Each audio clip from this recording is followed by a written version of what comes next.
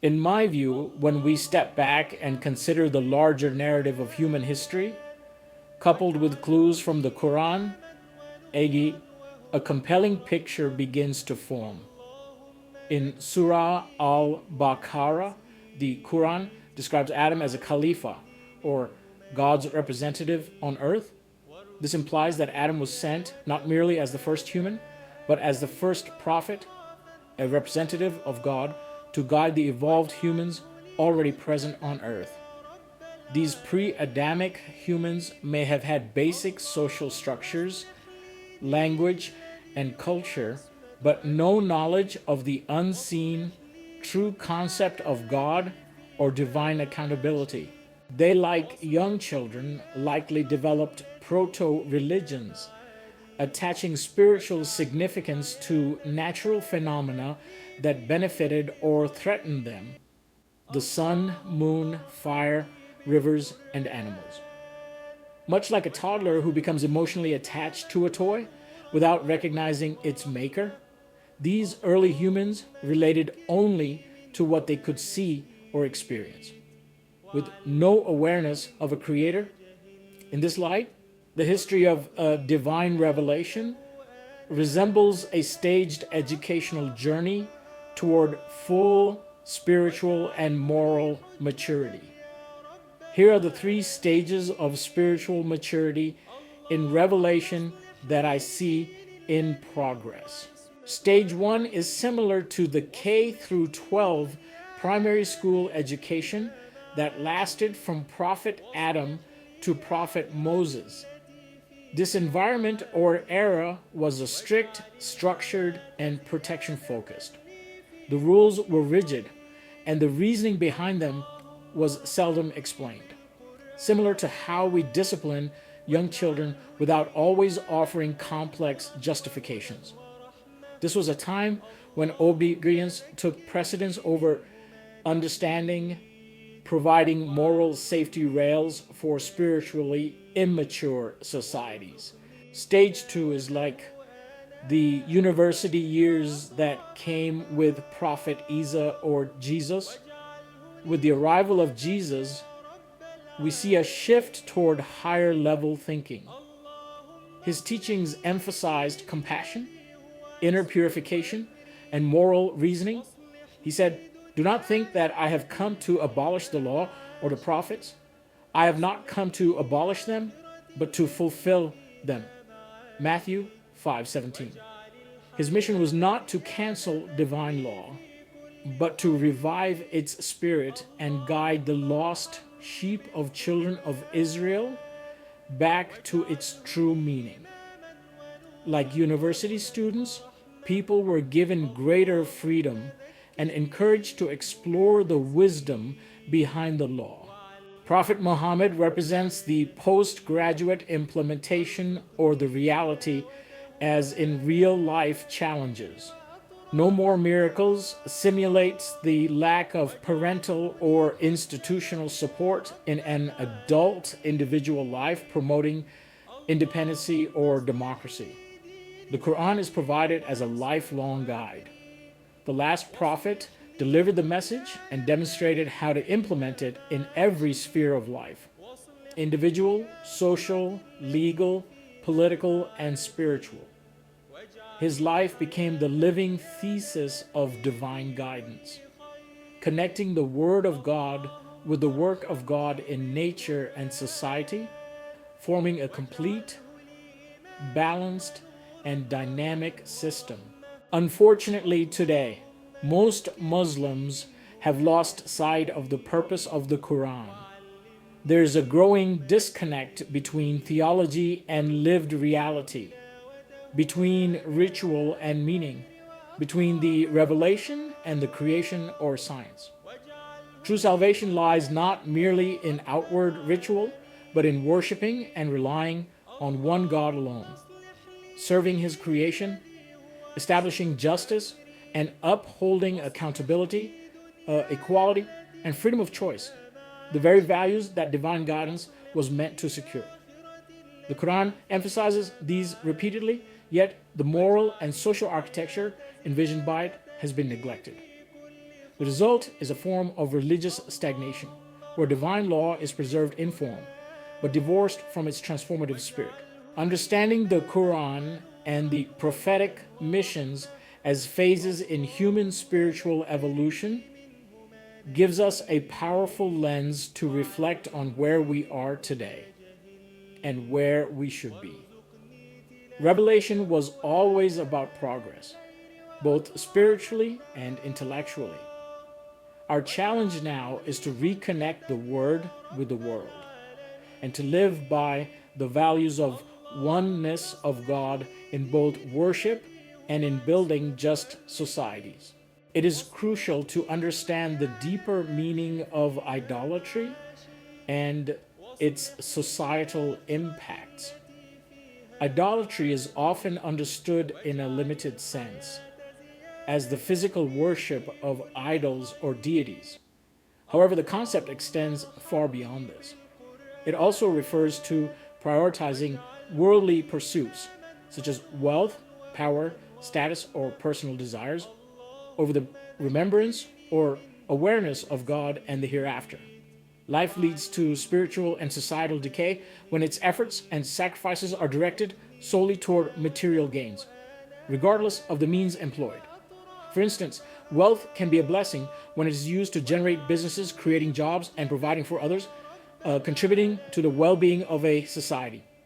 However, when collecting wealth becomes the ultimate goal and is pursued at all costs, it fosters negativity, such as deception, discrimination, entitlement, jealousy, vengeance, etc. These toxic qualities destabilize society, leading to corruption, oppression, and insecurity.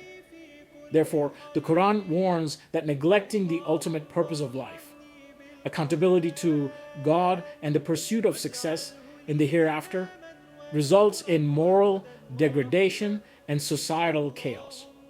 So, Prophet Muhammad's core mission was to guide people back to worshiping one God alone and to unite them all in the pursuit of equality and accountability, a revolutionary idea in a society defined by social hierarchies, idolatry, and discrimination. For these ideals to take root, the Prophet required a committed and sincere group of followers, individuals not only devoted to the message, but also willing to sacrifice everything for the cause. Unlike earlier prophets, Prophet Muhammad did not bring a physical miracle. His only miracle was the Quran, a linguistic, intellectual, and moral challenge to people that remains unmatched. Similarly, people who rejected him were not destroyed by a supernatural calamity, as was the case with earlier nations. Rather, their punishment unfolded gradually and through human means, beginning with the Battle of Badr and continuing through a series of confrontations until the liberation of Mecca in 9th Hijri, as referenced in Surah At-Tawbah.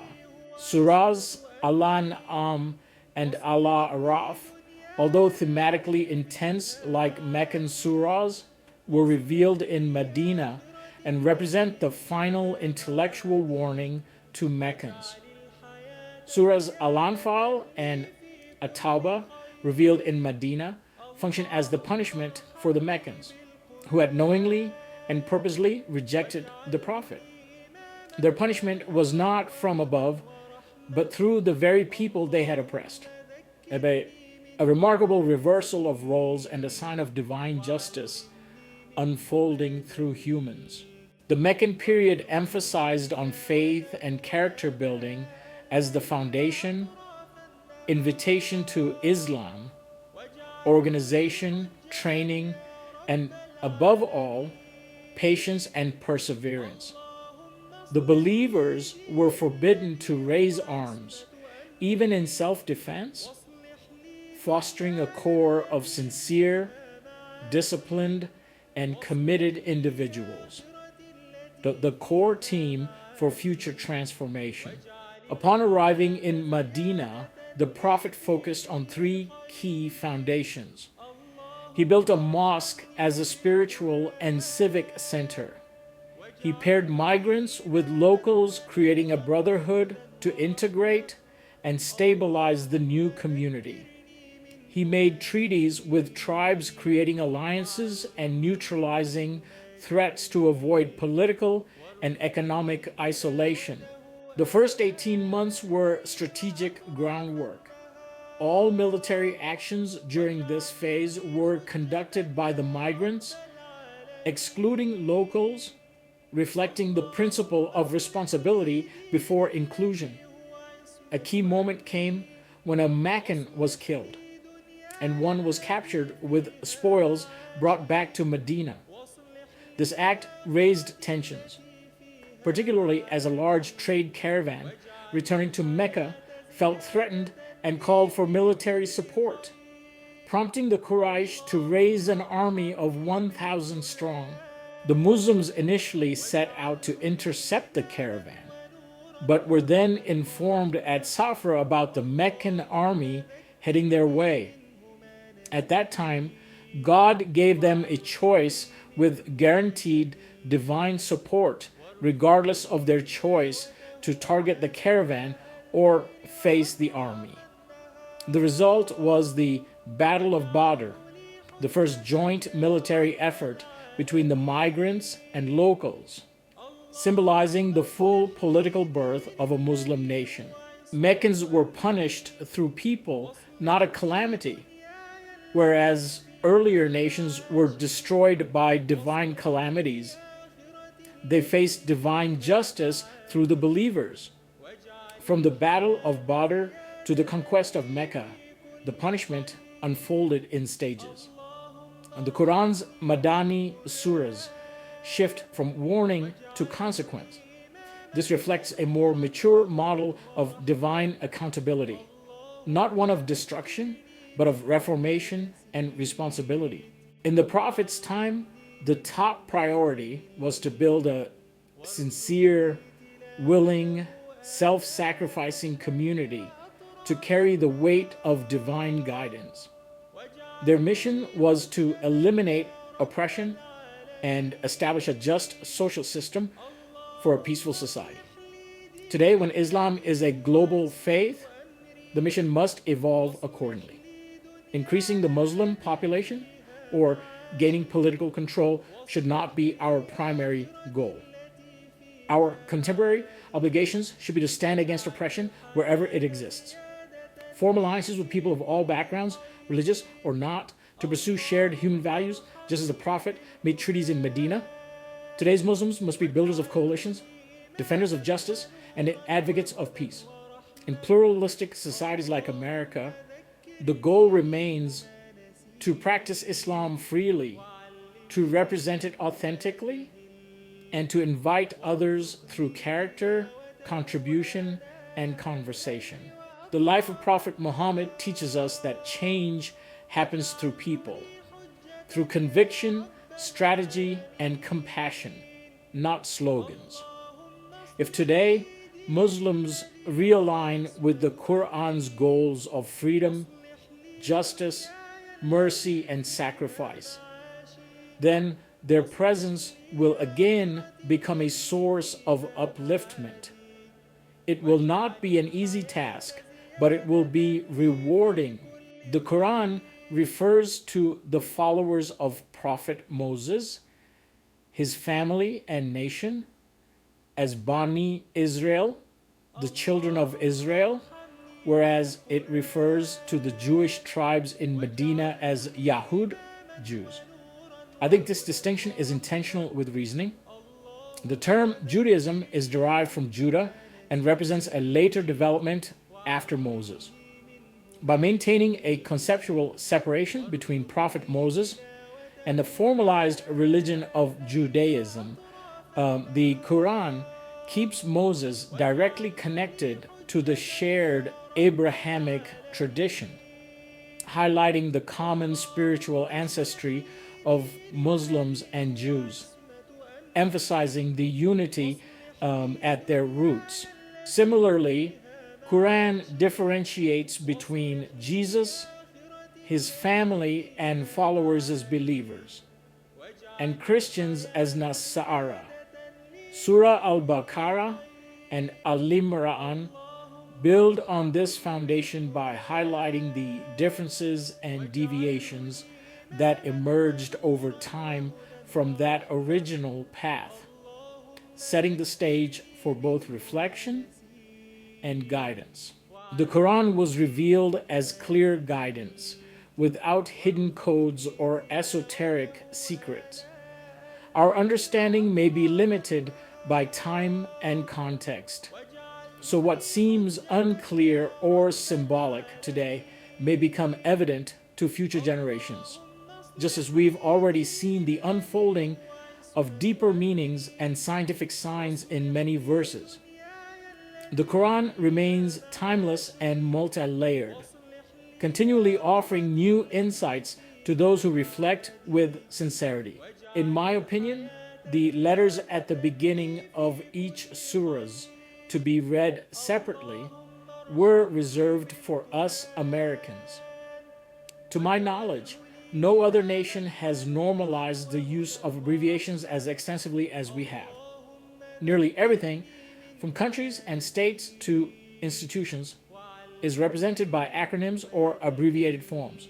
USA, Texas, IRS, and so on. While abbreviations may help with speed and efficiency, they often require background knowledge to decode.